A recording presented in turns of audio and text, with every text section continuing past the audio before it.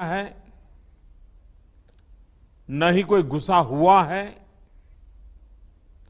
न ही हमारी कोई पोस्ट किसी दूसरे के कब्जे में है।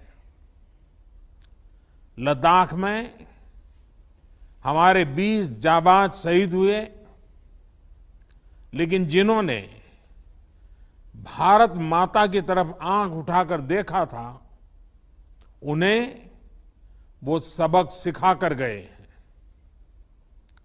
उनका ये शौर्य, ये बलिदान हमेशा हर भारतीय के मन में अमिट रहेगा। साथियों, निश्चित तौर पर चीन द्वारा एलएसी पर जो किया गया है,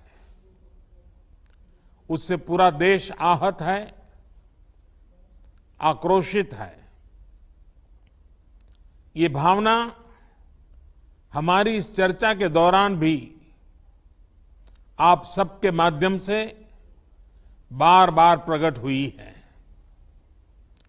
मैं आपको भी आश्वस्त कर रहा हूं कि हमारी सेना देश की रक्षा के लिए कोई कसर नहीं छोड़ रही है।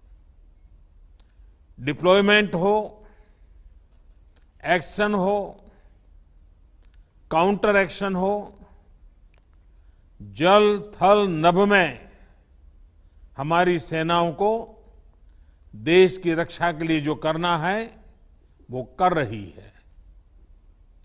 आज हमारे पास ये कैपेबिलिटी है कि कोई भी हमारी 1 इंच जमीन की तरफ आंख उठाकर भी नहीं देख सकता। आज भारत की सेनाएं हर सेक्टर में एक साथ मूव करने में पूरी तरह सक्षम है। ऐसे में हमने जहां एक तरफ सेना को अपने स्तर पर उचित कदम उठाने की छूट दी है, वहीं दूसरी तरफ डिप्लोमेटिक माध्यमों से भी चीन को अपनी बात दो टूक स्पष्ट कर दी है। भारत पीस और फ्रेंडशिप चाहता है, लेकिन अपनी सॉवरेनिटी की रक्षा हमारे लिए सर्वोपरि है, और आप सबने भी इसी भाव को प्रकट किया है। साथियों, बीते 5 वर्षों में देश ने अपनी सीमाओं को सुरक्षित करने के लिए बॉर्डर एरिया में इंफ्रास्ट्रक्चर डेवलपमेंट को प्राथमिकता दी है। हमारी सेनाओं की दूसरी आवश्यकताओं जैसे फाइटर प्लेन्स, आधुनिक हेलीकॉप्टर, मिसाइल डिफेंस सिस्टम आदि पर भी हमने बहुत बल दिया है। नए बने हुए इंफ्रास्ट्रक्चर की वजह से खासकर एलएसी में अब हमारी पेट्रोलिंग की कैपेसिटी भी बढ़ गई है। पेट्रोलिंग बढ़ने की वजह से अब सतर्कता बढ़ी है, और एलएसी पर हो रही गतिविधियों के बारे में भी समय पर पता चल रहा है।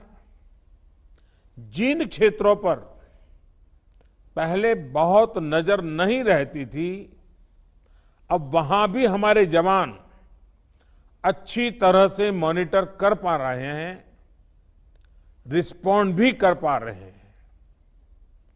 अब तक जिनको कोई पूछता नहीं था, कोई रोकता टोकता नहीं था, अब हमारे जवान डगर डगर पर उन्हें रोकते हैं, उन्हें टोकते हैं।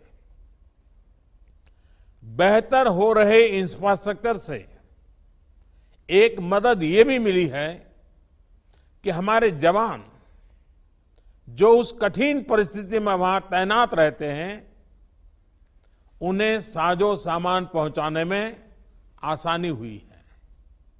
साथियों, राष्ट्रहित देशवासियों का हित हमेशा हम सभी की सर्वोच्च प्राथमिकता रही है।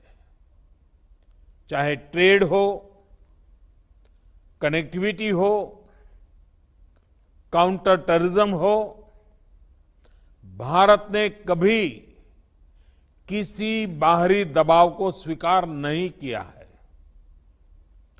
राष्ट्रीय सुरक्षा के लिए जो भी जरूरी कार्य है, जो भी जरूरी इंफ्रास्ट्रक्चर का निर्माण है, उसे इसी तरह तेज गति से आगे भी किया जाता रहेगा।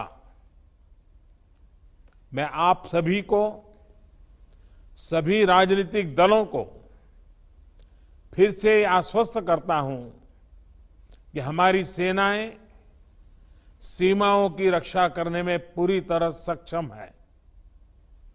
हमने उन्हें यथोचित कार्रवाई के लिए पूरी छूट दी हुई है। आप सभी ने इस बैठक के लिए अपना समय दिया, अपने मूल्यवान सुझाव दिए। इसके लिए मैं सभी दलों का, आप सभी नेतृत्वगण का हृदय से बहुत बहुत आभार व्यक्त करता हूं और आपके सुझाव आगे की रणनीति में बहुत लाभकर्ता होंगे, ये मुझे पूरा विश्वास है।